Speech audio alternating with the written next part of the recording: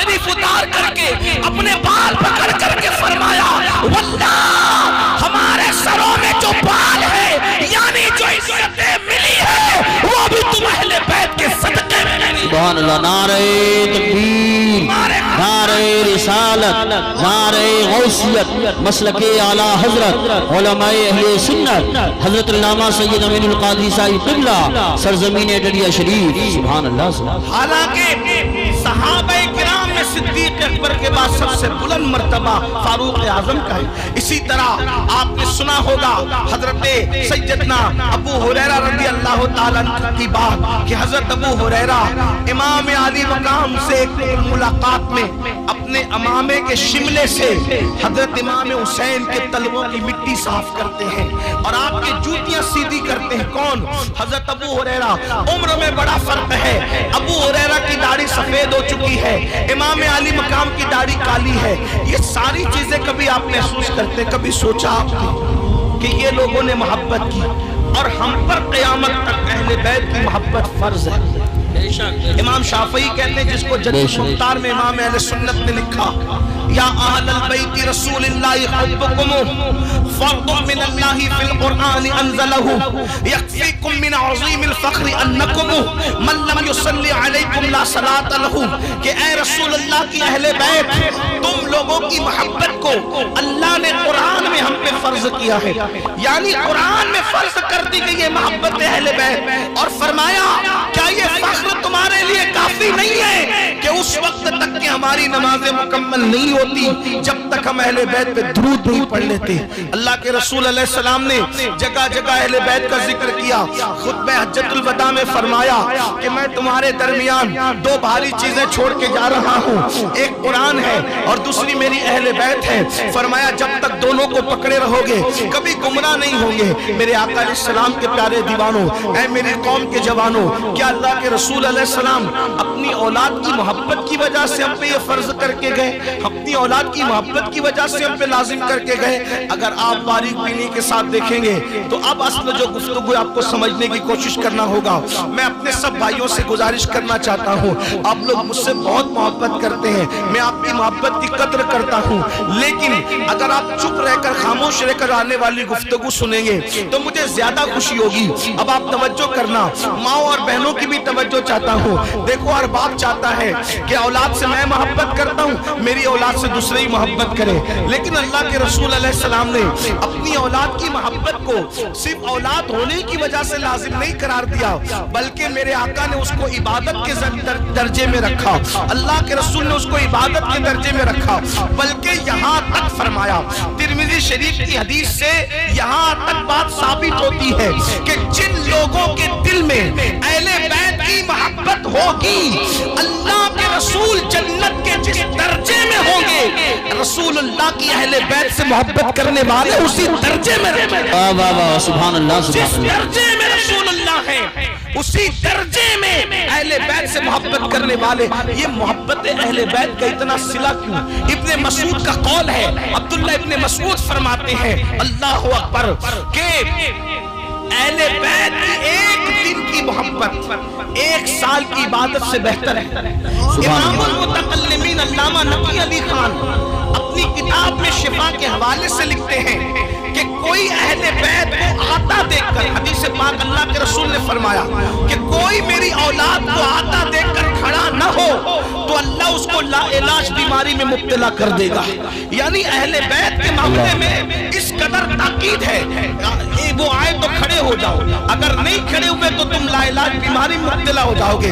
قاضی شہاب الدین دولت آبادی جو مخدوم اشرف جہانگیر سمنانی کے خلیفہ اور شاگرد ہے، وہ حدیث پاک اپنی کتاب تفسیر میں لکھتے ہیں کہ تمہارے درمیان کوئی بھی آئے تمہاری مرضی کھڑے رہو یا بیٹھے رہو، لیکن جب رسول اللہ کی اولاد آیا کرے تو تم اٹھ کر کے کھڑے ہو جایا کرو، کیونکہ اللہ کے رسول نے فرمایا ان کو پیچھے کر کے تم آگے نہ جانا، ان کو پیچھے کر کے تم آگے نہ جانا۔ جو میری اولاد کو، میری اہل بیت کو پیچھے کر کے آگے جائے گا، قیامت کے دن جب وہ آئے گا تو اس کی پیشانی پہ لکھا ہوگا یہ اللہ کی رحمت سے محروم کر دیا گیا ہے، اور اس کا چہرہ سیاہ کر دیا جائے گا۔ ہر جگہ پہ اہل بیت، اہل بیت، اہل بیت، اہل بیت۔ آپ سے پوچھنا چاہتا ہوں، حتیٰ کہ جب آیت درود نازل ہوئی ان اللہ و ملائکتہ یصلون علی النبی یا ایھا الذین آمنوا صلوا علیہ وسلموا تسلیما اللہم صل علی سیدنا محمد وعلی آل سیدنا محمد. جب یہ آیت درود نازل ہوئی تو صحابہ کرام نے کہا یا رسول اللہ ہم درود کیسے پڑھے؟ تو میرے آقا نے فرمایا مجھ پر مجرد درود نہ پڑھا کرو, مجھ پر اکیلا درود نہ پڑھا کرو. کافر یا رسول اللہ کیسے پڑھے؟ تو سرکار فرماتے ہیں یہ نہ کہو اللہم صلی علی محمد, یہ نہ کہو بلکہ یوں کہو اللہم صلی علی محمد وعلی آل محمد. یعنی جب مجھ پہ درود پڑھنا تو اکیلے مت پڑھنا, صرف مجھ پہ مت پڑھنا بلکہ میری آل بیت کے ساتھ ملا کے مجھ پہ درود پڑھنا, میری آل کے ساتھ مجھ پہ درود پڑھنا. اللہ اکبر. آپ اٹھا کر کے دیکھیں اہل بیت اہل بیت اہل بیت. حتیٰ کہ یہ آیت مبارکہ جب نازل ہوئی اللہ تبارک و تعالیٰ قرآن مقدس میں ارشاد فرماتا ہے وَقِفُوهُمْ إِنَّهُمْ مَسْئُولُونَ کہ ان کو روکا جائے گا, سوال کیا جائے گا. تو ابن حجر اسقلانی ابن حجر مکی اپنی کتاب میں لکھتے ہیں وَقِفُوهُمْ إِنَّهُمْ مَسْئُولُونَ ان کو روک کر کے پوچھا جائے گا. تو کیا پوچھا جائے گا؟ ابن حجر اس کی تفسیر کرتے ہوئے بیان کرتے ہیں اللہ اکبر کہ جب نماز روزے حج زکات کے سارے حساب ہو جائیں گے تو پھر روکا جائے گا جنت میں جانے سے پہلے کہ تم نے رسول اللہ کی اہل بیت سے محبت کی تھی, ان کا حق ادا کیا تھا یا نہیں کیا تھا. یہ سوال آخری میں تم سب سے کیا جائے گا.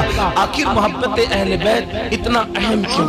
تو مجھے جو بات سمجھ میں آئی وہ یہ اپنے بزرگوں کے اقوال سے, ان کی تعلیمات سے, کہ جو جس سے محبت کرتا ہے وہ اسی کے نقش قدم پہ چلتا ہے. سبحان اللہ ماشاءاللہ ماشاءاللہ.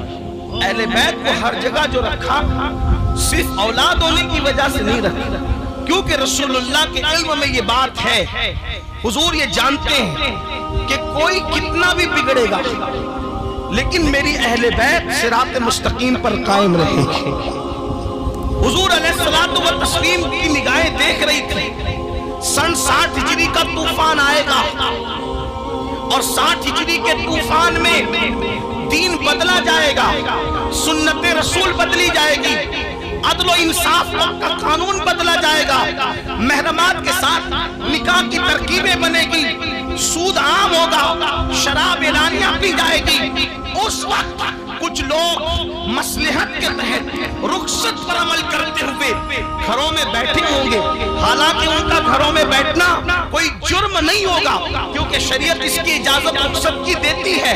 لیکن جب سب بیٹھیں گے اس وقت میرے دین کے لیے جو اٹھے گا وہ کوئی اور نہیں ہوگا, وہ میرے ہی خاندان سے, میری اہل بیت سے ہوگا. اس کے بعد آپ دیکھیں جب ہندوستان کفرستان بنا ہوگا اس وقت 90 لاکھ کو کلمہ پڑھانے والا کسی اور خاندان سے نہیں ہوگا, وہ خاندان اہل بیت سے ہوگا. جب دین مردہ ہو رہا ہوگا تو دین کو زندہ کرنے والا بغداد میں جو اٹھ کے کھڑا ہوگا وہ کسی اور کے خاندان کا نہیں ہوگا, وہ بھی اہل بیت کے خاندان کا, جسے دنیا عبد القادر جیلانی غوث اعظم کے نام سے یاد کرے گی. اسی طریقے سے اللہ اکبر 14 سال کی عمر میں اللہ کے دین کے لیے شہید ہونے والا کسی اور کے خاندان کا نہیں, مسعود سالار غازی اہل بیت کے خاندان کا ہوگا. اسی طریقے سے کفرستان کے اندر صابر کلیر کی شکل میں دین کا پرچم لہرانے والا اہل بیت کے خاندان سے ہوگا. دلی میں انقلاب پیدا کرنے والا محبوب الہی نظام الدین اولیاء خاندان اہل بیت سے ہوگا. اللہ اکبر. لاہور کی سرزمین پر خدا کے دین کا محافظ بن کے کھڑا ہونے والا دادا علی حجویری اہل بیت کے خاندان سے ہوگا. اسی طرح قیامت کے قریب کوئی خاندان دین کے لیے اٹھے نہ اٹھے, آخری میں جو محمد مہدی کی شکل میں اللہ اکبر دین کا حمایتی بن کر کے اٹھے گا اکیلا تنے تنہا, وہ بھی خاندان نبوت کا چشم چراغ خاندان اہل بیت سے ہوگا. تو اہل بیت کی تعلیم اس لیے دی گئی کہ جو جس سے محبت کرتا ہے اسی کے طریقے پر, اسی کے نقش قدم پر چلتا ہے. اب مسلمانوں ہم سے کہا گیا میری اہل بیت سے محبت کرو. اب جب دل میں محبت کسی کی بھی پیدا ہو, کسی کی بھی محبت کسی کی بھی پیدا ہوتی ہے تو آدمی بولنے میں اس کی نقل کرتا ہے, چلنے میں اس کی نقل کرتا ہے, کردار میں اس کی نقل کرتا ہے، کھانے پینے میں اس کی نقل کرتا ہے، گفتار میں اس کی نقل کرتا ہے. یہ سب کچھ چیزیں ہوتی ہے.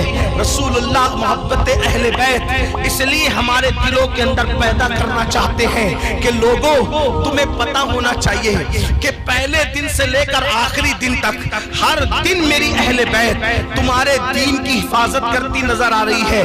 جب تم ان سے محبت کرو گے تو تم دین کے مخالف نہیں جاؤ گے، بلکہ تم بھی دین کے حمایتی بنو گے، تم بھی دین کے حامی بنو گے. لیکن شومی قسمت کہ آج اہل بیت کی محبت یا رسول اللہ کی محبت یا اولیاء کی محبت، اس کا مفہوم ہی لوگوں نے بدل دیا. محبت اہل بیت کا مطلب کیا؟ شربت، کھچڑا، نیاز، گرما گرم رافضیوں کی نقل والا، رسومات والا محرم. اب تو سنیوں والا محرم بہت سارے علاقوں میں دیکھنے کے لیے آنکھیں ترس رہی ہیں، اور ظلم اور دہشت گردی کا ماحول